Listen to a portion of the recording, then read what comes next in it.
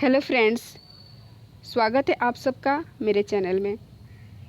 Friends, जैसे कि आप सब जानते हैं, बिहार स्टेट का जो पेपर रद्द हुआ था उसका दोबारा से एग्ज़ाम 7 सितंबर से कंडक्ट किए जाएंगे। ठीक है, इसलिए हमें अपना प्रिपरेशन बिल्कुल कंटिन्यू रखना चाहिए और जितना अच्छे से हो सके एग्ज़ाम देने की कोशिश करनी चाहिए। ठीक है, तो इस वीडियो में हम बिहार स्टेट के मैथ से संबंधित कुछ इंपॉर्टेंट क्वेश्चन डिस्कस करेंगे। ठीक है, और आपको बता दूं फ्रेंड्स, मैं पहले से बिहार स्टेट से संबंधित कुछ इम्पोर्टेंट वीडियो अपलोड कर चुकी हूँ। तो अगर अभी तक आपने देखा नहीं है तो डिस्क्रिप्शन बॉक्स में लिंक है, एक बार अवश्य देखिए। सारे क्वेश्चन बहुत इंपॉर्टेंट हैं और आपके परीक्षा में बहुत हेल्पफुल होंगे। ठीक है, तो चलिए अब इस वीडियो को स्टार्ट कर लेते हैं। वीडियो को अगर अभी तक लाइक नहीं करें तो लाइक करके, चैनल पर अगर पहली बार आए हैं तो सब्सक्राइब कर लें और साथ में बेल आइकन भी क्लिक करें ताकि अगर मैं ऐसे ही कोई दूसरा वीडियो अपलोड करूं तो नोटिफिकेशन सबसे पहले आपको मिल जाए। चलिए स्टार्ट कर लेते हैं। फर्स्ट क्वेश्चन है, एक कोण की माप क्या होगा यदि उसके पूरक कोण का 6 गुना उसके संपूरक कोण के 2 गुने से 12 कम है। ऑप्शन है 84 डिग्री, 48 डिग्री, 28 डिग्री या फिर 54 डिग्री। तो सबसे पहले हम यहाँ पर थोड़े से बताते हैं पूरक और संपूरक कोण किसे कहते हैं। अगर पूरक कोण की बात किया जाए तो पूरक कोण किन्हीं दो कोणों का योग, मान लेते हैं कोण P प्लस कोण Q है, तो इनका मान 90 डिग्री होना चाहिए, यानी दो कोणों का योग 90 डिग्री के बराबर होना चाहिए, तब वो क्या होते हैं, एक दूसरे के पूरक कोण कहलाते हैं। जब भी क्वेश्चन में बोला जाए कि उसका पूरक कोण इतना है तो याद रखिएगा, मान लेते हैं पहला कोण x है तो इसका पूरक कोण कितना हो जाएगा, 90 माइनस x। ठीक है फ्रेंड्स, ध्यान से देखिए, इस तरह के क्वेश्चन बिहार स्टेट का जो पेपर रद्द हुआ है उसमें 3 से 4 क्वेश्चन पूछे गए थे पूरक और संपूरक से संबंधित। ठीक है, तो जब भी पूरक कोण की बात की जाएगी तो अगर x एक कोण होगा तो इसका पूरक कोण क्या होगा, 90 माइनस x होगा, क्योंकि दो कोणों का योग 90 होता है पूरक कोण में। ठीक है, इसी तरह अगर संपूरक कोण की बात करें तो संपूरक कोण में दो कोणों का योग, यानी कोण P प्लस Q कोई कोण हो तो उसका योग 180 डिग्री है, तो ये क्या है, एक दूसरे के संपूरक हैं। तो क्वेश्चन में कैसे करेंगे, अगर कोई कोण x है तो उसका संपूरक क्या हो जाएगा, 180 माइनस x। ये दोनों बातें याद रखिएगा, पूरक और संपूरक से संबंधित। इसी तरह हम इसका यूज करके इस क्वेश्चन को करेंगे। तो चलिए, दे रखा है एक कोण की माप क्या होगी यदि उसके पूरक कोण का 6 गुना उसके संपूरक कोण के 2 गुने से 12 कम है। तो यहाँ पर मान लेते हैं कोई कोण x है तो इसका पूरक कोण कितना हो जाएगा, अभी बताई थी 90 माइनस x हो जाएगा इसका पूरक कोण। पूरक कोण का 6 गुना, 6 गुना क्या है, उसके संपूरक कोण के, किसके, इस कोण का संपूरक कोण कितना हो जाएगा, 180 माइनस x। संपूरक कोण के 2 गुने से, 2 गुने से क्या है, 12 कम है, यानी 12 माइनस कर देंगे। अब इसे सॉल्व करेंगे, जब 6 की मल्टीप्लाई 90 में करेंगे तो कितना हो जाएगा, 540। ये हो जाएगा आपका माइनस 6x इजिकल टू 180 की मल्टीप्लाई 2 में करेंगे तो आपका हो जाएगा ये 360 माइनस 2x माइनस 12। ठीक है, अब x एक तरफ कर लेते हैं तो ये आपका हो जाएगा 6x माइनस 2x और ये आपका हो जाएगा 540 माइनस 360 और ये आपका प्लस हो जाएगा 12। तो ये आपका हो जाएगा 6x माइनस 2x यानी 4x इजिकल टू, ये हो जाएगा 0, 8 और यहाँ पर 1, 180 में 12 प्लस कर देंगे तो कितना हो जाएगा, 192। ठीक है, यानी 4x किसके बराबर हो जाएगा, 192 के। 4x 192, तो x इजिकल टू क्या हो जाएगा, ये डिवाइड कर देंगे 4 से तो आपका ये हो जाएगा 48 डिग्री। ठीक है, तो राइट आंसर होगा B 48 डिग्री। फ्रेंड्स, वीडियो को अगर अभी तक लाइक नहीं करें हैं तो प्लीज़ एक लाइक ज़रूर करें। ये सारे क्वेश्चन बहुत इंपॉर्टेंट है, इसलिए वीडियो को बिना स्किप किए लास्ट तक ज़रूर देखना। देखते हैं नेक्स्ट क्वेश्चन। सेकंड क्वेश्चन है, कौन से कोण का मान 180 से अधिक परंतु 3 से 60 से कम होता है? ऑप्शन है ए संपूर्ण कोण, बी न्यून कोण, सी प्रतिवर्ती कोण या फिर अधिक कोण। तो बताइए, इसका राइट आंसर होगा सी प्रतिवर्ती कोण। प्रतिवर्ती कोण मान लीजिए थीटा है, तो इसका मान क्या होता है? प्रतिवर्ती कोण का मान 180 से अधिक, 180 डिग्री से क्या होता है? अधिक होता है, और 360 से कम होता है। ठीक है, तो ये क्या होते हैं? प्रतिवर्ती कोण। इसी तरह अगर बात करें संपूर्ण कोण, तो उस कोण का मान कितना होता है? जिस कोण का मान 360 डिग्री होता है वो क्या होते हैं? संपूर्ण कोण कहलाते हैं।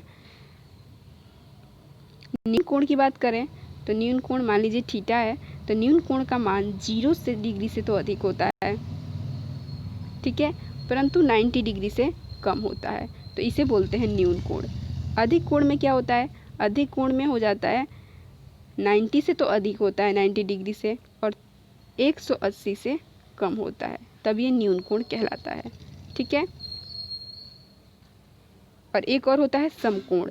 समकोण में 0 से अधिक होता है और 90 के बराबर होता है, तो वो क्या होता है? समकोण कहलाता है। ठीक है, ये बहुत इंपॉर्टेंट है, कोई सा भी क्वेश्चन इससे संबंधित पूछा जा सकता है। देख लेते हैं next question. Question number third है, दी गई आकृति में रेखाएं ए बी तथा सी डी परस्पर बिंदु O पर प्रतिच्छेद करते हैं, तब एक्स वाई जेड के मान होगा। ऑप्शन है ए 48 डिग्री, 21 डिग्री, 84 डिग्री, बी है 22 डिग्री, 82 डिग्री, 84 डिग्री, सी है 25 डिग्री, 85 डिग्री, 21 डिग्री, या फिर 48 डिग्री, 80 डिग्री, 45 डिग्री। तो आप देख सकते हैं चित्र दे रखा है, यहाँ पर दो रेखाखंड कौन कौन से हैं? ए बी और सी डी, और हमसे एक्स वाई जेड का मान पूछा गया है। तो अगर आप ए बी की बात करें और सी डी की बात करें, तो देखिए यहाँ पर सी और डी, सी से डी तक यानी ये कोण कितना होगा? 180 डिग्री होगा। क्यों? क्योंकि ये ऋजु रेखा पर बना कोण है, यानी ये कोण है। अगर यहाँ पर बात करें तो यहाँ से यहाँ तक की कोण कितना होता है? 180 डिग्री होता है। तो ये क्या है? सी से डी तक की यानी यहाँ से यहाँ तक की कोण है वो 180 डिग्री है के बराबर होता है। तो इसे हम कैसे लिख सकते हैं? यहाँ पर देख सकते हैं आप, यहाँ से यहाँ तक कोण 84 है, ये है 75 और ये है y। इनका योग 180 के बराबर होना चाहिए, क्योंकि ये ऋजु रेखा पर बना कोण है। तो देखिए ये आपका हो जाएगा 84 प्लस 75 डिग्री, और ये आपका y डिग्री इजिकल टू किसके बराबर होगा? 180 के। तो इसे प्लस कर देंगे, ये आपका 9 हो जाएगा, ये 15 हो जाएगा, और ये y डिग्री, और ये आपका है 180 डिग्री, यानी 159 माइनस 180 क्या हो जाएगा? y का मान हो जाएगा 180 डिग्री माइनस 159, तो ये आपका आ जाएगा 21 डिग्री। तो y का मान कितना आ गया? 21 डिग्री, जो ऑप्शन सिर्फ ए में ही है। ठीक है, देख सकते हैं आप 21 डिग्री आया है, लेकिन हम x और z के मान भी निकाल लेते हैं। ठीक है, एक बात और आपको पता होना चाहिए, ए से डी तक की बात करें ये वाला कोण, और ये सी से बी तक की बात करें ये आपस में बराबर होंगे। क्यों? क्योंकि ये शीर्षाभिमुख कोण है। ठीक है, यानी 2x बराबर होगा 75 प्लस y के। क्यों? क्योंकि ये शीर्षाभिमुख कोण है। तो यहाँ पर x का मान निकाल लेंगे, 2x इजिकल टू 75 और y का मान आया है 21, प्लस कर देंगे तो आपका ये हो जाएगा 96। ठीक है, 96 हो जाएगा 2x, यानी 2x इजिकल टू 96, तो s इजिकल टू 96/2, यानी 2 4 जा 8 और 2 8 जा 16, तो x आ गया आपका 48 डिग्री, और y आया था 21 डिग्री, अब जेड कैसे निकालेंगे, सेम वही यूज करेंगे, सी से डी तक। इधर अगर देखें तो ये 180 डिग्री होना चाहिए, तो 2x प्लस जेड का मान कितना होना चाहिए, 180 डिग्री। तो यहाँ पर 2x का मान अभी निकाले थे 48, और यहाँ z है ये, और ये हो जाएगा आपका 180। तो यहाँ से मल्टीप्लाई करेंगे तो आपका ये हो जाएगा 96 प्लस z इजिकल टू 180, यानी z का मान क्या हो जाएगा, z इजिकल टू हो जाएगा 180 माइनस 96, ये आपका हो जाएगा 84 डिग्री। तो z इजिकल टू कितना हो गया, 84, जो है आपका ऑप्शन ए। बहुत इंपॉर्टेंट है, इस तरह के क्वेश्चन पूछे जाने की पूरा चांस है, इससे ध्यान से देख लेना। और हाँ फ्रेंड्स, अगर वीडियो को अभी तक शेयर नहीं करें तो प्लीज़ जल्दी शेयर कर दीजिए, प्लीज़ जल्दी शेयर करें वीडियो को जितना हो सके। क्वेश्चन नंबर नेक्स्ट है, ए और बी एक काम को 10 दिन में पूरा करते हैं। ए उसे अकेले 20 दिन में करता है, तो बी उसी काम को कितने दिन में करेगा। ऑप्शन है ए 20 दिन, बी 24 दिन, सी 30 दिन या फिर 35 दिन। तो ये क्या है, टाइम वर्क से संबंधित क्वेश्चन है। ए और बी कितने दिन में कर लेते हैं मिलकर, 10 दिन में, और ए अकेला उसे करता है 20 दिन में। तो 10 और 20 का एलसीएम हो जाएगा आपका 20, यानी टोटल कार्य कितना है, 20 है। 20 को जब 10 से डिवाइड करेंगे तो आपका ये आ जाएगा 2, और 20 को जब 20 से डिवाइड करेंगे तो कितना हो जाएगा, 1। यानी ए और बी के कार्य करने की क्षमता कितना है, 2 है, और ए के कार्य करने की क्षमता 1 है। और हमसे पूछा गया है बी उस कार्य को अकेले कितने दिन में करेगा, तो इसके लिए हमें बी का क्षमता पता होना चाहिए। तो यहाँ से हम बी की क्षमता पहले निकालेंगे। आप देख सकते हैं ए प्लस बी का क्षमता कितना है, 2 है, और ए का है 1। तो 2 में से जब 1 माइनस कर देंगे तो ए का निकल जाएगा क्षमता। तो ए का क्षमता कितना आया, 1। टोटल कार्य कितना है, 20। 20 में जब बी के एफिशिएंसी से भाग देंगे, यानी 1 से भाग देंगे, तो कितना आ जाएगा, 20। यानी बी अकेले उस कार्य को 20 दिन में कर सकता है। क्वेश्चन नंबर 5 है, ए बी तथा सी के मासिक वेतन 2:3:5 के अनुपात में है। यदि सी का मासिक वेतन ए के मासिक वेतन से 12,000 रुपये अधिक है तो बी का वार्षिक वेतन होगा। ऑप्शन है 1,44,000 रुपये, बी 1,04,400 रुपये, सी है 3,74,900 रुपये, या फिर 1,36,000 रुपये। तो यहाँ पर ए बी और सी का मासिक वेतन दे रखा है 2:3:5, ठीक है। और यहाँ पर क्या बोला गया है, सी का जो मासिक वेतन है वो ए के मासिक वेतन से 12,000 रुपये अधिक है। तो अगर हम यहाँ पर बात करें ए और सी का, ठीक है, तो अनुपात में देखें तो अनुपात में 5 - 2 यानी 3, यानी ए और सी के मासिक वेतन का जो अनुपात है उसमें कितना अंतर है, 3 का। और जो मासिक वेतन का जो रुपया है उसमें कितना का अंतर है, 12,000 रुपये का। तो दोनों एक दूसरे के बराबर रखे जा सकते हैं, क्योंकि ये क्या है, दोनों बराबर हैं। बस फ़र्क ये है कि ये अनुपात में बराबर है और ये क्या है, रुपए में। तो हम इसे क्या लिख सकते हैं, 3 यूनिट बराबर होगा 12,000 रुपये के। फ्रेंड्स, इसे एक्स मानकर भी किया जा सकता है, लेकिन इस तरह क्वेश्चन करने से ज़्यादा इजी हो जाता है बजाय एक्स मानने के। तो यहाँ से 1 यूनिट का मान निकाल लेंगे, तो ये हो जाएगा आपका 4,000, ठीक है। 1 यूनिट किसके बराबर है, 4,000 रुपये की। तो हमें से पूछा गया है बी का वार्षिक वेतन। तो यहाँ पर देखिए बी का मासिक वेतन का अनुपात कितना दे रखा है, 3। तो पहले तो हम 3 यूनिट निकाल लेंगे। 3 यूनिट वही है आपका 12,000 रुपये आ जाएगा, ठीक है।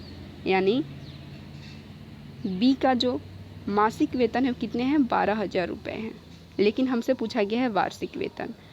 तो ये क्या करेंगे, 12 से मल्टीप्लाई कर देंगे, ठीक है। तो आपका ये आ जाएगा 1,44,000 रुपये।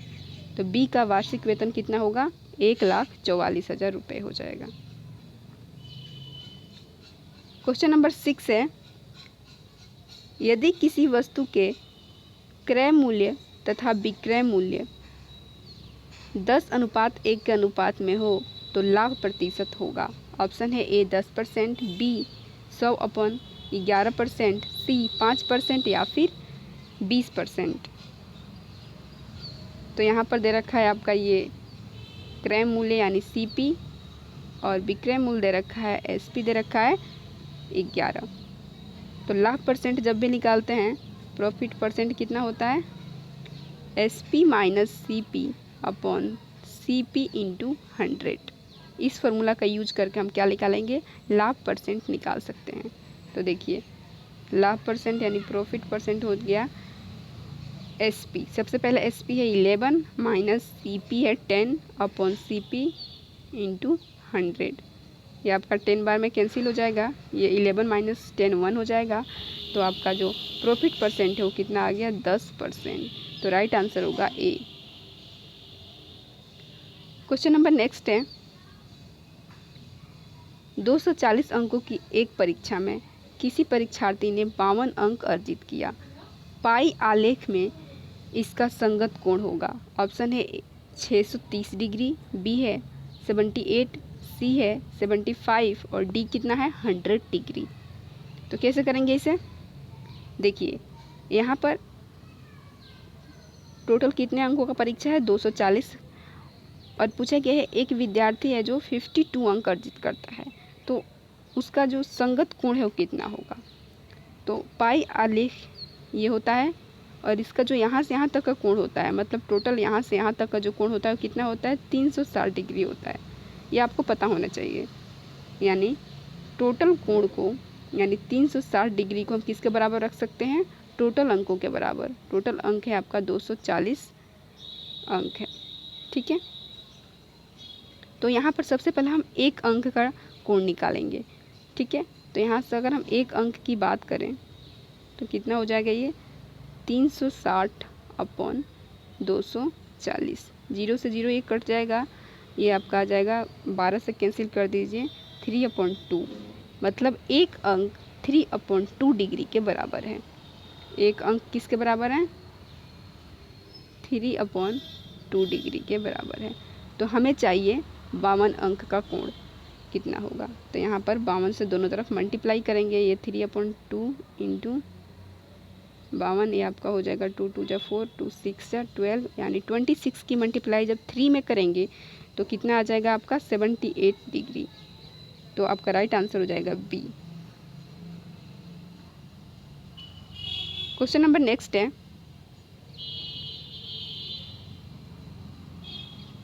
6 साल पहले